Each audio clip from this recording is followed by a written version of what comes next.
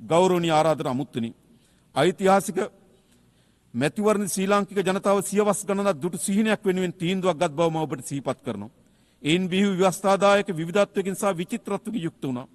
එක් අතකින් රටේ සමස්ත ජනතාව ආණ්ඩුව පිළිබඳ දැවැන්ත විශ්වාසයක් තිබුවා. තව අතකින් දුස්්‍යාබාධ පාර්ලිමේන්තු මන්ත්‍රීවරු ඇතුළු කාන්තා සහ සෙසු ජාතීන්ගේ නියෝජනයේ ඓතිහාසික ලියාමක් නිර්මාණය කළා.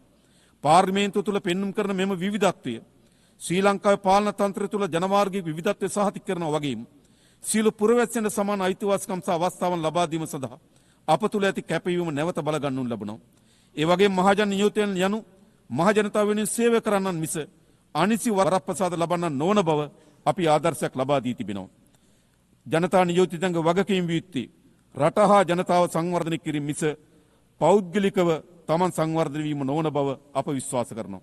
සභාපතිතුමීනි, සම්භාවිනී අමුත්තනි, අන්ධකාර වෙනුවට ආලෝකයේ මාවත තෝරාගත් අපේ රටේ ජනතාව පොහොසත් රටක් ලස්සන ජීවිතයක් සඳහා වූ ප්‍රායෝගික දැක්මට ජනතා ආශිර්වාද ලබා දී තිබෙනවා.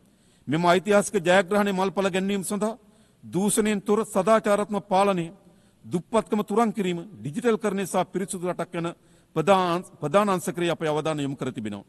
ඊට සමගාමීව අධ්‍යාපනය සහ සෞඛ්‍ය කරේ අපි දැඩි අවධානය යොමු කර තිබෙනවා. ඒ සියල්ල පියවරෙන් පියවර අප ජය ගනිමින් සිටිනවා.